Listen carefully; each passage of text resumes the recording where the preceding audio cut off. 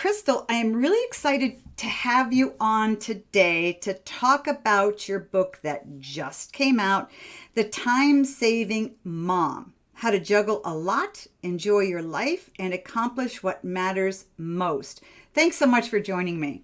It is such an honor to be back with you. Well, when I saw the the title of your book come across and was going through it, I thought, what? How to juggle a lot and enjoy your life? I just stopped there and I go, what? Can you do both?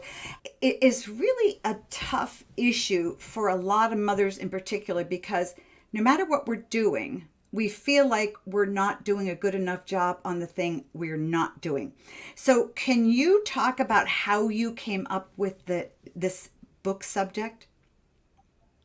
I've been blogging since 2004, 2005. That was back whenever blogs were just a very brand new phenomenon. And I was talking about saving money. And a lot of people started saying, well, okay, that's great. I want to learn how to get on a budget. I want to save money at the grocery store, but I just don't have time. Mm-hmm. And so then I started kind of segueing into sharing more about just ways that you can use your time intentionally and ways that you can find more time. And over the years, it's kind of morphed into more of me sharing about ways to really enjoy your life and make the most of your moments. And it's not about hustling harder. It's not about just packing our days as full as we possibly can, but really about using our moments well. And so you alluded to the fact, so many moms feel stretched really thin and they feel like I should be here and I should be here and I should be here and I should be here. And one of the things that I talk about in the book is a priority system that has been so helpful for me. I call it the 6x2 priority system. I have 6 priority areas that I wrap my time and my life around, but I only focus on 2 per day. And Oh. this really helps me so that I'm able to intentionally focus in those areas, but then I rotate the areas that I focus on. So over the course of the week, I have spent intentional time in each priority area at least twice. And so that really helps me to not feel like wherever I am, I have a bunch of other places I should be, or whatever I'm doing, I should be doing something else, because I know I'm going to get to that tomorrow or later on in this week, or I did it yesterday. And so I can just kind of breathe and fully be present where I am. Mm-hmm. What are your 6 priorities? So myself, my marriage, my kids, my friendships, relationships, my home, and then my business. Awesome. So, do you prioritize those or do you give equal value to each and say, okay, 2 today, 2 tomorrow, 2 the next day? How do you figure out what you're going to do each day? So I'm not one of those people that sits at the beginning of the week and kind of plans my entire week out, because where I'm at in life right now with having 6 kids with a wide age range, I have found that life oftentimes doesn't pan out like I expect, and there are a lot of unexpected things. And so I take one day at a time. Mm-hmm. And so focus on that day. And so that the night before, I write out a time block to-do list for my day. And that's when I decide, okay, who needs me the most tomorrow? What does my soul need? Kind of where is God calling me to step into tomorrow? And really looking at, maybe it's that a child is really struggling, or maybe it's that I haven't spent much time with my husband over the last few days, or maybe I really need to get caught up on laundry, Mm-hmm. or I just need some time to just breathe. My soul needs to breathe. Or maybe a friend is really struggling. And so kind of just looking at the next day and saying, what priority areas have I not focused on for the last few days, and what needs my attention the most, and then making those the priorities, and then kind of just doing it on a day-by-day basis, but with the goal that over the course of the week, I have spent intentional time in each priority area, hopefully twice. And so that really helps me to look at my week as a whole instead of my day as an individual unit. And there are some days when one priority area will actually, it'll happen 2 days in a row. Maybe it's that, a child is really struggling, or maybe it's that a friend is really struggling, or maybe I'm sick. And so I need to just spend 2 days of just really recovering. And that's totally okay. But just knowing that I'm not going to just stay there. I'm going to keep rotating them. And that really helps me to not feel like I have to be doing all the things all at once, but that I can really enjoy where I am and be fully there. Mm-hmm. So, what do you do if you're a mother listening and you have a full-time job and 3 kids, where it's harder for you to sort of rotate two things every day. So for me, like, yes, I work full time. And so that is, I'm not going to just not work a few days, but it's more about I'll spend more time. So certain days I might do extra work. So I might spend an hour or two on an extra work project or something like that, or I might work in the evening, or I might get up early and do some work. But if you have an outside the home job, because I'm really blessed to work from home, there are different ways that you can do this. So if you have breaks, if you have lunchtime, if you have on your commute at night, so looking for those little 15-minute to 30-minute windows that maybe it's that on your commute, you're going to call a friend, or you're going to listen to an audiobook, or you're going to pray, or you're going to talk to your husband on the phone, or during your break that you're going to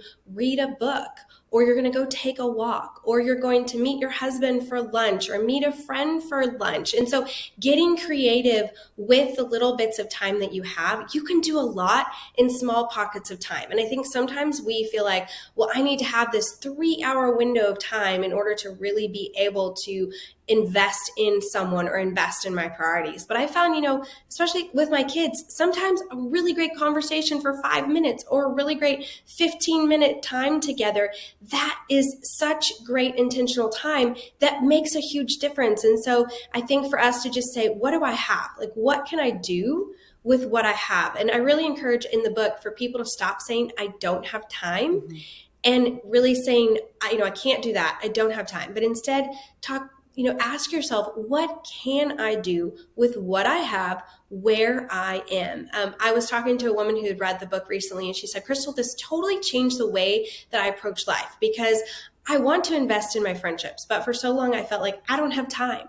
And she realized, well, she takes her son to a sports practice twice a week. And she realized that she had this window of time when he's at practice that she could meet a friend. And so she started just looking for ways to make that little pocket of time that she was already going to be there to do something with it that was intentional. And so I think this is not about let's do more, but let's use what we already have more intentionally. You talk about learning some time saving hacks that will help you find time for the things that you really want to do. What are those hacks? So for me, I'm always looking for ways to make things easier and simpler. So some different things that I do, obviously everyone is different, but I try to eliminate decision fatigue. So I kind of have this uniform, like that I wear a very similar type of outfit most every day. I keep my wardrobe very simple. So I have a few nice outfits, a few kind of in the middle, semi-nice, and then casual outfits. And I just rotate those. So it's like, I know the shoes that I wear, I know the shirt, I know the bottom, and I just put it on. I know the jewelry that goes with it. I always wear my hair exactly the same way. What are the things that you kind of have to do? There are a lot of things, we need to eat. So what are ways that we can simplify food for our family? For instance, if you're making some ground beef, make an extra pound of ground beef and stick it in the freezer. If you're making a casserole, double it so that you have one for another meal. If you are doing one thing that you could just easily add on a little bit, 3 or 5 minutes of extra time to double that so that it is going to save you time later, go ahead and do it then. It's like a little thing. My daughter is in swimming lessons. And so every time when she comes home from swimming, we wash all the things and stick it right back in the bag. So then it's not like we're running around the house when she needs to get out the door. Simple things like that. If there is an area in your life where every single time, you're trying to get out the door, you can't find the shoes, or you can't find the keys, or you walk into a room and you're like, this thing is always driving me nuts. What could you do to simplify, to make a better system so that then you're not constantly just finding yourself feeling overwhelmed like that? For instance, toys at our house. We have 3 little kids that are 3 and under, and so we have toys. But I have really simplified so that we have very few toys, because I found that kids like to play with things other than toys. And so if you have a lot of toys, they're just going to get thrown out, thrown everywhere. And then you're going to just walk into the room and there's just going to be this mess of toys. So the fewer toys you have, the less mess there is. And so just finding ways like that to simplify your life so that you can spend your time in the areas that really matter. I love it, because really what you're talking about, I think, is what I see my daughters doing in their lives, and they're in their 30s, which is really not allowing much in their home. They're almost stark looking. And I keep saying, guys, come on, come on, come on. But I think they're very smart because they're doing exactly what you say. If you don't have a whole lot of stuff in your house, you don't have to run around putting it away. I just said to my husband the other day, I said, you know what? I feel like I spend half my life moving stuff, moving groceries from here and, toys to here, or changing bedding in this. And you're absolutely right. One of the things that's really simple, and I know you know, but one of the things that's really helped me is I have two set of sheets for every bed in my home. Now we have four kids and they have kids and they all come visit. And I say to the kids, after you leave, or when you're getting ready to leave, take the fresh set of sheets, put it on your bed, and then throw the older ones down. Boom, the room is ready to be used again. If I didn't ask that simple task of them, I would spend half a day running around and being worried. But I think you're very smart. So getting rid of half of your clothes, getting rid of half of your toys, just shelling things out, I think is a terrific idea. But now here's the thing. That requires saying no to many things. No, you can't have more toys. No, I'm not going to buy more clothes. Has that been hard for you, setting those boundaries and saying no? With having 6 kids and having 3 teenagers, definitely they have different personalities. And so I have had to kind of have different standards for them. And so it's not like their rooms, I especially have one who her room has a lot of stuff in it. And I've just learned like that brings her joy. Mm-hmm. And so I'm okay with that as long as she keeps it neat. Right. Mm-hmm. But she loves clothes. And so she does not follow my clothing rules at all. And that's totally fine because they're for me and I have them for our little kids. But for her, that's great. But she wanted to get some new clothes for summer. And I said, sure, you can.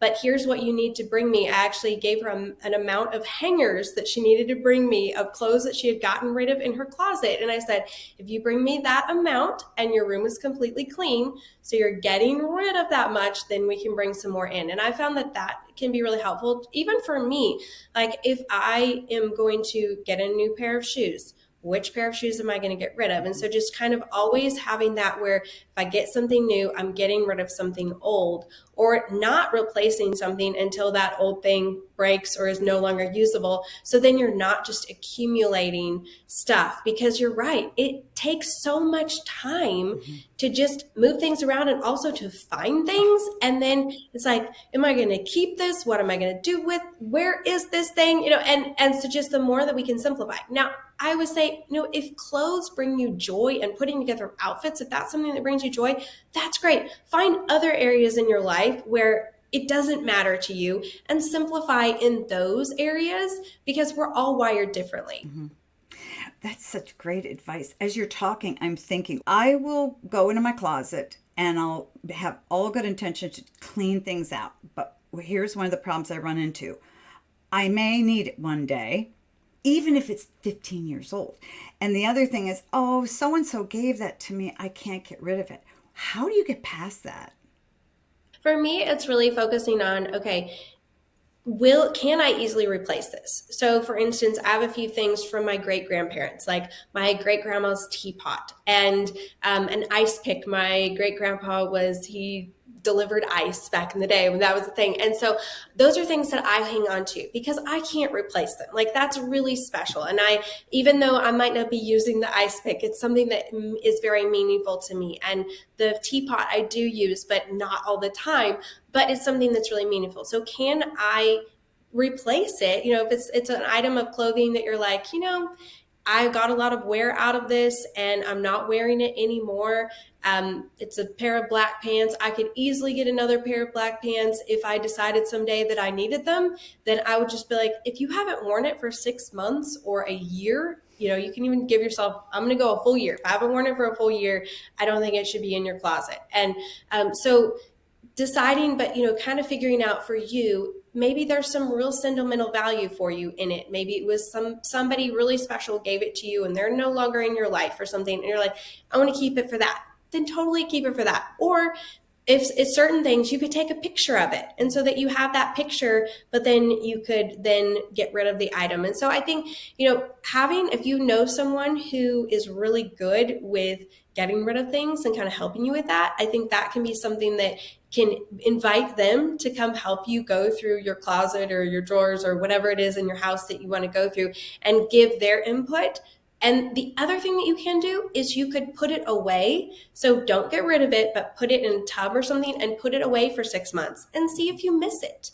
And if you go, you're like, oh, actually, I need that thing, then you can keep it. But if you haven't used it for 6 months or a year, then I think, I can probably part with it. Yeah. Thank you. So you say that there have been some foundational questions that have shaped your whole ministry or work, the Money Saving Mom. So talk about that if you would, because you've had the Money Saving Mom for quite a while, haven't you? Over 20 years, maybe? So yes, I started blogging in 2004, 2005. So I wasn't at Money Saving Mom then. I started Money Saving Mom in 2007, but have been blogging and doing this thing for a long time. And the thing for me that has really shaped what I do online and what I do in my real life, and there's a lot of overlap between that, but is asking myself what's going to matter at the end of my life and what's going to matter in 25 years from now. And I really think for us, whether you have your own business or wherever you are, whatever season of life you are in, to really start asking yourself as you go throughout your day-to-day life, like, what's going to matter in 25 years from now? If that feels so far out there, like, I can't even think about that. What's going to matter in 5 years from now? Like, let's start there. I think so often we spend so much time and energy worrying about, psychoanalyzing, really just letting ourselves mull on or stress over things that aren't going to matter in 5 years or 25 years from now. And it would take so much off of our shoulders and free up so much time and energy for us to really just be wrapping our time and our life around those things that are going to matter. And so that really, really helps me to kind of zoom out instead of being in the weeds and stressing and psychoanalyzing over these little things, to zoom out and refocus on what's going to matter at the end of my life, what's going to matter in 25 years, and really spend my time and my effort and my energy in those areas. Let's talk about the elephant in the room that parents, I'm sure, are thinking about, and that is time we spend on our phones and social media. I'll admit, I'm the first to just go from story to story to story to story, and all of a sudden an hour has gone by. So talk about how you use your phone and things that you're looking on your phone in a very intentional way. So one of the things that I do, my work and my job and my income is from social media. So I have this kind of unique perspective of, yes, use your time and intentionally. And also, this is my livelihood and our family's livelihood. So things that have helped me, one is I don't post on Sundays. And that's been really helpful for me to just have a day of the week where I have zero obligation to the internet. Like, I am offline and I can check online if I'd like to, but I don't post. And I find that to be really, really helpful for my soul to just kind of take a break from social media and to just step away from it. I feel like it's very grounding to just have one day a week where you're just not paying attention, not doing anything, not putting out content.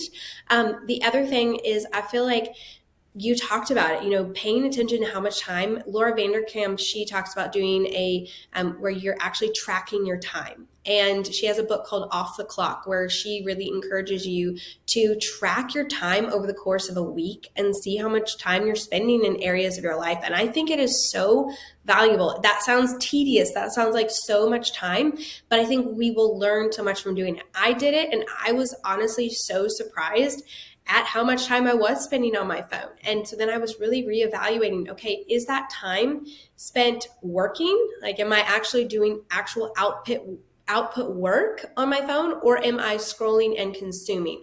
Something that really helps me is to not follow very many people. So I keep my list super short of who I follow. And I honestly say, if I don't care what you have had for breakfast, then I don't follow you. I have to really deeply care about your life, because I don't want to just be scrolling through people that I don't really care about what they're sharing, it's like, why am I following them in the first place if I don't deeply care and don't want to consume and find value in what they're putting out? That's just kind of, it's just wasting my time. Not that they don't have something valuable, but every person is going to find value in different things. And so I would encourage you to go and look at who you're following and really take a, hard look at, are these people bringing value to my life? And if so, how? What kind of value are they bringing? Because sometimes they can be bringing discontentment and covetousness and things like that into our life and making us feel insecure, like we need to be doing more, we're not enough. That's our own dysfunction,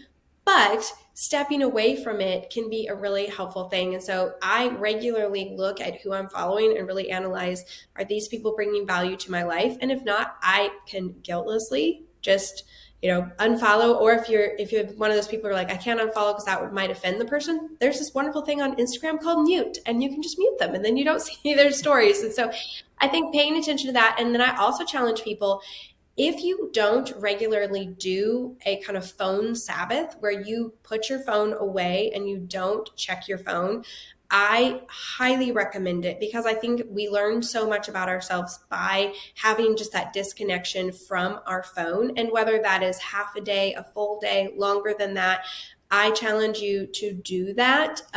You might be like, well, I need to have people be able to text me or call me. I come up with creative ways to be able to get that, have them call your husband or, someone else, something so that you just have a little bit of time for your brain to breathe. And also you can determine, like, am I finding my worth and my value in my phone, or am I using my phone to kind of numb out and when I really need to be dealing with things? Am I using it just as noise instead of me really listening and taking time to hear, what I'm feeling and paying attention to what's going on in my heart? It's so easy for us to just go to our phone, and it becomes this kind of dysfunctional savior for us instead of us really processing through things that we need to process through and work through. Yeah. I love the overall concept, which keeps coming back over and over again, is just getting rid of things. And social media, everybody needs to follow you. They need to follow me, of course. But other than that, it should be so easy to just peel out of your life, because it doesn't make you feel good. And you're absolutely right. When you take a social media or cell phone Sabbath, you feel so much better. And studies have shown that when we get kids off of social media, even for 2 weeks, they feel physically, emotionally, spiritually so much better, because really you're just filling your life with wasted time, and it feels that way. The whole philosophy really is pointing yourself down a route where you get rid of a lot of things and you focus only on the things that really matter in life. And I think that's a fabulous recipe for joy in your life. Yes. And, honestly, the subtitle of the book, How to Juggle a Lot and Enjoy Your Life and Accomplish What Matters Most, we could have said, it could have been a book about like how to just get all this white space and breathing room in your life. And I hope that it brings that for people. But for me, I'm in a season where I actually am juggling a lot. And there are a lot of people in and out of my house constantly, and a lot of things and a lot of responsibilities. But when you are able to kind of minimize in those areas that you can, streamline, set up good systems, and have those Sabbath and those spaces for you to breathe in your life, then you are able to juggle a lot while also enjoying your life and accomplishing what matters most. And so for me, I do, like you said, there's so much joy that can come and fulfillment that can come when we are investing our life in those things that are going to matter in 25 years from now. For me, that is the people right in front of me, and really having space in my life to pour into them and to love them and to listen to them and to be present with them. There's not much more that I would want to be spending my days doing. Yeah, and to really pay attention. Because if you think about when we go through our days, whether we're working, we're with our family, whatever, we're sort of only half paying attention. You talk about blame shifting, to stop blame shifting What do you mean by that? I think we live in a culture where we're always trying to look to put blame somewhere else instead of taking ownership. And this is something that I am such a big advocate of, especially with raising teens, like teaching them to take personal responsibility and personal ownership. But as parents, we need to model this for our kids. And so instead of blaming other things, what do we need to own? So that when it comes to our time management, we've talked about a lot of different things that we can do to take personal ownership. But when it comes to, saying, one word that I don't actually even use is the word busy, because I feel like that's almost like blaming our calendar and our circumstances when we actually do have a lot more choices than we often take ownership of. We'll be like, oh, I'm so busy. There's so much going on. Well, look at what you're busy doing. Is it what you want to be investing your time in? For me, I say I have a full life because it's full, but it's wonderful because I've chosen this life. I haven't chosen all the pieces of everything, single thing every day, because when you have kids, you get all sorts of things that come along with that. But to recognize, like, I do have a choice in this. I do have a choice what I say yes to. I do have a choice what I say no to. And so instead of saying, I don't have time for that, saying, I'm choosing to spend my time differently. Now, you might not actually say to someone, if they ask you, invite you to something or ask you to be a part of something, don't say to them, I'm choosing to spend my time differently. But internally, for us to start saying that, instead of being like, I don't have time, I'm choosing to spend my time differently, because that's then taking personal ownership of how we are spending our time. And it's really helping us to recognize, okay, well, what am I choosing to say yes to? And is it something that I really want to be wrapping my time and my energy around? Or am I just doing this because I feel like I'm supposed to be doing it because everyone else, quote unquote, is doing it? Or because it's the kind of thing where I feel obligated, or because I want to impress someone? So really challenging yourself to look at what you're investing your time in. I mean, even like we talked about that time log, but what are you investing your time in? And then is it what you want to be investing your time in? Is it what's going to matter at the end of your life? If not, now is a great time for you to take inventory and to start to make some tweaks and some changes so that you can get more in line with where your priorities are, and so that you can actually say, I'm choosing to spend my time differently. Maybe not out loud, but internally, and really confidently know that you're making choices that are in line with your priorities and your goals. I can feel for a lot of mothers out there saying, yeah, but if I stop this or I stop this or I stop this, I feel guilty because I should be doing that. And again, maybe it's the blame shifting thing, but there's so many of us mothers that do things we really don't need to do because we feel guilty. And a lot of it is things when it comes to our kids. We sign our kids up for many things, not because we want to or maybe they want to, but because other moms are doing it. And if we don't, we feel guilty. So, talk about how mothers can take ownership of doing what we want to do, what we think is right for our family, and not succumbing to peer pressure. I think that it comes down to where is your worth and your value and your identity. So if you're finding your identity in what other people think of you, one, you're always going to be chasing after getting their approval, because you're never going to be approved by everyone. And so you're always going to be hustling and chasing because you're never going to be enough for other people.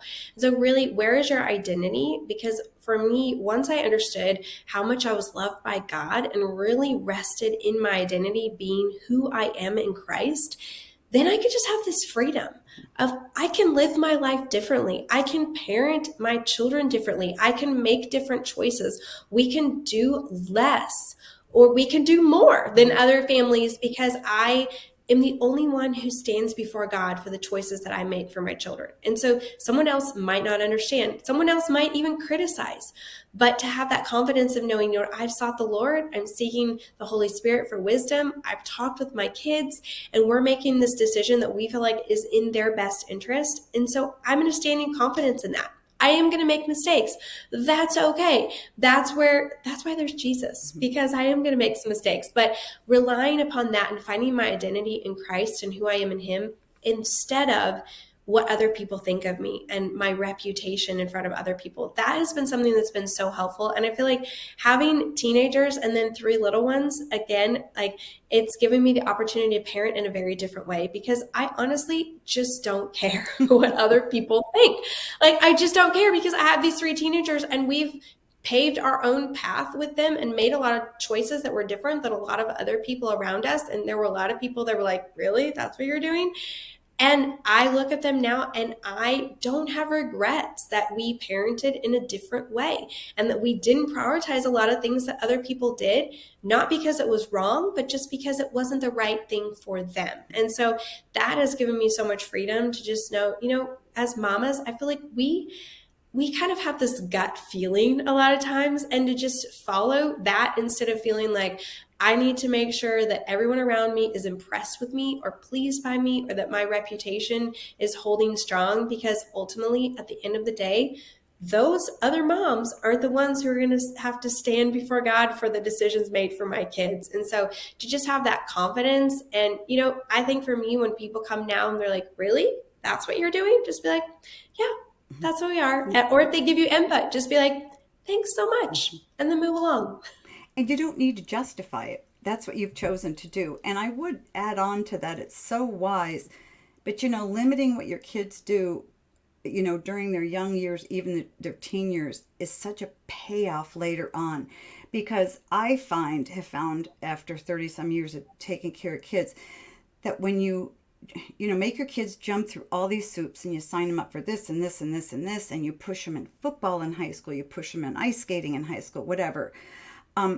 Kids go on to college, or kids get into the real world, and they're like, well, so what? I'm not going to do that. 95% of kids who spend a huge amount of time doing activities and sports and that kind of a thing in high school end up not pursuing them. And if you give up your family time to run around the country, making sure your kids are at the top of the top of the top in whatever sport they're doing, kids end up resenting it. You've given up a lot of family time with your kids. And so I think that the rewards that you see from limiting things in your life and with your kids comes much sooner than you would think it would. My guest is Crystal Paine, and her book is The Time-Saving Mom: How to Juggle a Lot, Enjoy Your Life, and Accomplish What Matters Most. Well, if people want to know more about you or your book, where can they go? So my website is moneysavingmom.com if you want to look for ways to save money. And if you are interested in encouragement to live more intentionally with your time, timesavingmom.com. I have a really short email newsletter that I send out every weekend that you can sign up for. And there's also a freebie there, 24 ways to add an extra hour to your day if you sign up there. And then if you want to follow me on Instagram, if you're on social media and you find value in it, I should say that, I'm the Money Saving Mom. And my heart is just to really encourage people to love their life and live with intention. And so that's what I do there on Instagram. Great. Well, thanks again, Crystal. Thank you so much.